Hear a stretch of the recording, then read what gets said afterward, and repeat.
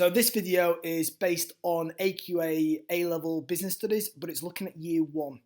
So if you are doing external examinations in year one, it'd be the AS papers. If you are not, but you are doing internal mock examinations on year 12 content, you might still be sitting this paper. I know some schools have decided not to do external examinations and just go for a complete year two linear structure. But if you are looking at paper two, in terms of year one AS, then the most challenging question is the all businesses question. So what this video will do is it'll look at how to attempt it, the exam technique that is needed. So to begin with, let's look at some examples of the questions that you get. Usually it's question 8, but always it is the last question on the paper. And in paper 2, you'll get a pretty large insert, so you'll get lots of qualitative and quantitative information. And it'll be about a certain company. So in this, we've got Morrison's, we've got HS, we've got G3 Ltd. But what's absolutely crucial about this question, which makes it different to all the other questions in this section, is the actual question itself isn't about those companies. The question itself is much more vague because it's looking at any business. So if we have a look at, for example, the first question, do you think that price is the most important element of the marketing mix of a business? So not Morrison's, but just of a business. How important do you think money is as a motivator for employees in businesses generally? So again, not HS, but just businesses generally. And finally, is selling shares on the stock exchange the best way to raise large amounts of capital for all organisations? So again, I've got even more examples here. Mind Candy is the company in question, but again, should ethics be the biggest influence in decision making for all businesses? Justify your answer. So what we're going to do is we're going to concentrate on this question. We're going to look at the exam technique and the structure that you can use. Now, even though it's asking you for all businesses, that doesn't mean that you neglect, for example, Mind Candy. It doesn't mean that you neglect Morrison's. It doesn't mean that you neglect HS or G3 Ltd. You still have lots and lots of information, so therefore you have to use that information. But what it does mean is you cannot solely look at these companies, and you have to think about in terms of contrast, comparing, maybe similarities, but with other companies. Now, how I usually do this is I think about the companies in the question and the case study. So, for example, Morrison's, we know it's a large national chain. We know it's a supermarket, so in the retail industry. We know they are part of the top 4, so they've got large market share and high dominance in the market. So then what you could do is think about, okay, well, what other companies are completely different to those characteristics? Maybe which companies are not as dominant. Think about companies which do not operate in the retail sector. Think about companies that are possibly startups rather than obviously established. Maybe companies that are local rather than national. And start to think about different companies that are almost at the other end of the spectrum to the company in the question. Now, some of these companies you might not know. So, for example, you might not know G3 Ltd, or you might not know Mind Candy Ltd, but you've got the information in the case study. So what I would recommend is, as you read in the case study, start to annotate the case study with this question in mind. Start to think about some of the information on the characteristics of this company and the market that they operate in, and think about, okay, well, what are the complete opposites of that? If they, for example, have a price elasticity demand figure and it suggests that it's inelastic, well, okay, what about a market where it's at price elastic? And just try to pick little subtle pieces of information, and they could be absolutely crucial in how you address this all businesses question. So the first thing I would do is I'd love a look at the case study. And you obviously need to interpret the question and understand what the question's asking. And the question's pretty much is saying, should ethics be the biggest influence in decision making for all businesses? Yes or no? Now, when looking at the Mind Candy case study, you'll find that actually ethics is absolutely crucial for this company in their decision making. So when you're reading some of the information, I've just picked out some extracts and some information from the case study, and you can see straight away, well, their main target audience is children. So straight away I'd be thinking, okay, they target children, but not all companies target children. Could that be crucial? Again, looking at others, and in fact, that whole paragraph is absolutely crucial. So in terms of they avoid unethical behaviour, so ethics is always in the forefront of their decision making. But some companies, they don't necessarily think about ethics, but they do make sure that they're not unethical. So just because you're not ethical doesn't mean that you're unethical, and that's something that you should probably pay special attention to as well. They avoid tempting children to buy additional resources and incur extra charges. And again, that might be because of their moral responsibility, because they're targeting children. Other providers of online games have been accused of tricking children, though, and making additional payments. And Mind Candy have avoided such criticism. So that could be an analytical point as to why ethics is important in their decision making. And also, they donate to children's charities, which again shows you that they are an ethical company, and ethics is absolutely really important to them. So therefore, it probably is a big influence. So when I'm planning this question out, and I'm not saying that you should be making a plan similar to this because you won't have the time, but you should be having an idea of what these points might tell you. And straight away, I'll be thinking, okay, well, children may lack the ability to fully understand consumption decisions. So, for example, they might not have the maturity, and they may not really understand the concept of money, and so on. So what you might get is this idea of pester power, where they put undue pressure on their parents, and especially those who can obviously afford to pay. Now, in that case, again, is that fair on the parents? Is that fair on the children? Are you manipulating the children? Are you exploiting the children? So you have to look at it from that point of view. So I would be thinking, well, Mind Candy's target market are quite a vulnerable group, because it's the children, they're easily manipulated. They've avoided criticism, which seems to have been aimed at competitors, helping their reputation. So again, in this case, actually focusing ethics on their decision making has built their brand image and made their brand image highly reputable. So again, that could be crucial.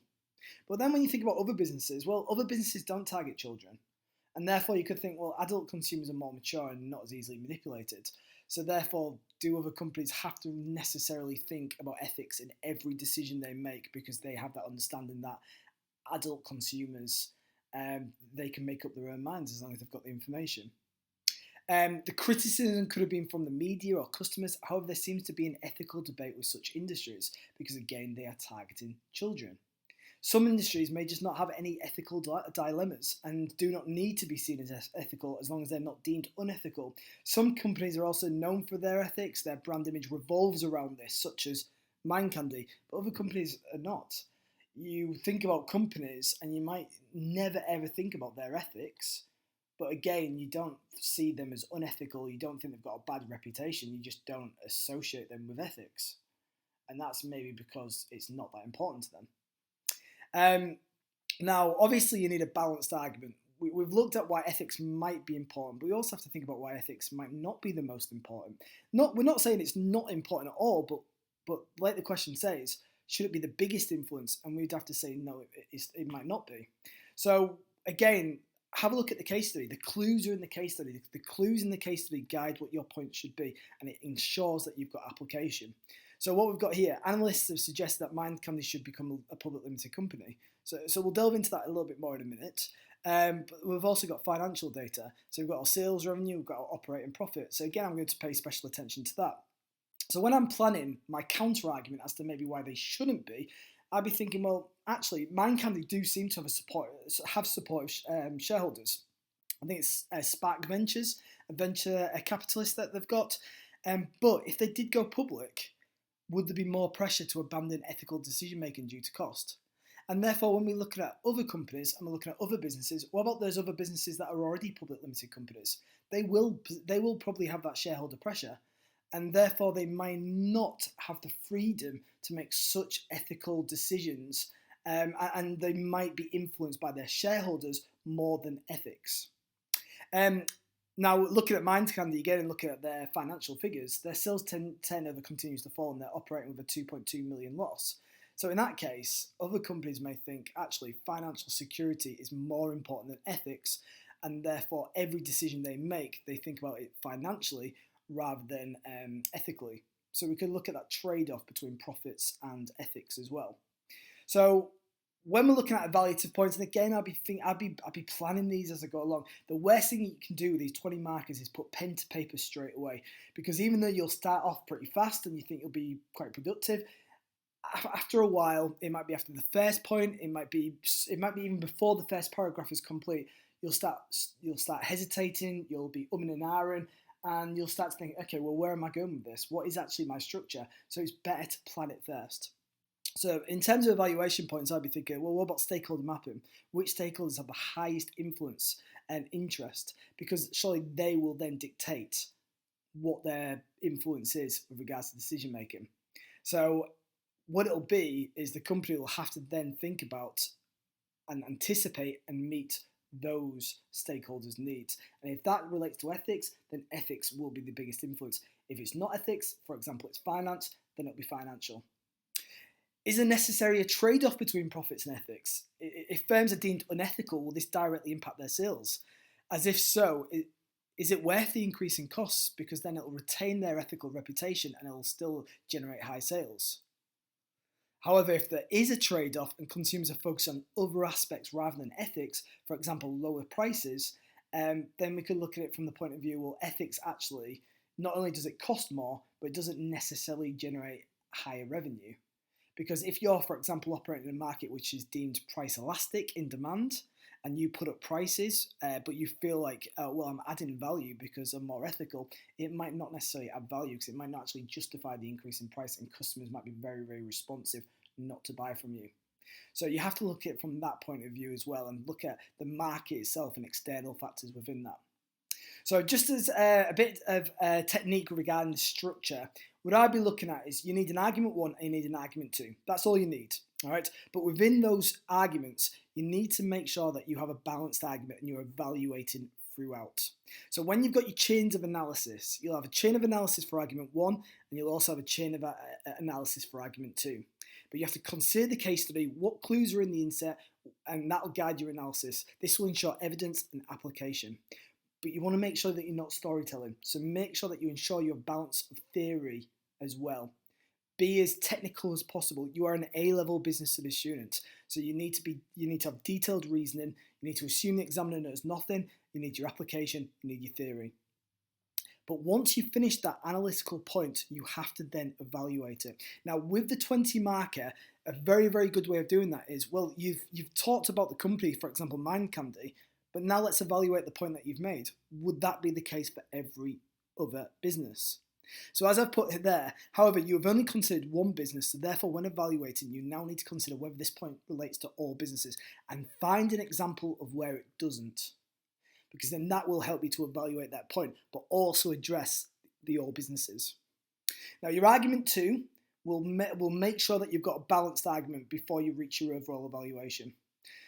So the evaluation point for argument 1 will help to link into argument 2. However, the evaluation point was focusing on the point in argument 1, so it shouldn't be the same for argument 2. So now you're considering the other side of the argument, but you can still use the case study. So what points conflict with argument 1 like we did with the financial figures and so on? And could this relate to other businesses as well? And then again, link into that point, evaluate it. Relate it to other businesses. Is this the case? Is this argument the same for all businesses? Once you've got your balanced analysis, you're ready for your overall evaluation. So what is your decision? Signpost it to the examiner. So literally, I mean, your examiner might be marking hundreds of scripts. So in judgment to the question, and say, okay, I have evaluated throughout, but this is my overall judgment, and bring it to their attention. Justify it. Is it weighted? So what I mean by that is you shouldn't have really compared argument A or B or argument 1 or 2 within your analysis. That should be done at the end, and that's when you can start to do it. So which one of those is the most important? So remember, you shouldn't be repeating previous points because the examiner doesn't want to read it twice, but you should be comparing these previous arguments and weighing up which you believe are the most important. Now, what you also have to remember for this 20 marker, I personally think they're the most challenging question on the paper because they're quite vague. They're very, very open. And therefore, when you're providing a clear judgment, it can actually be quite difficult because it's dependent on many factors. And as it's dependent on so many factors, well, that allows you to explore your evaluation even further because which depends upon factor is the most important and why.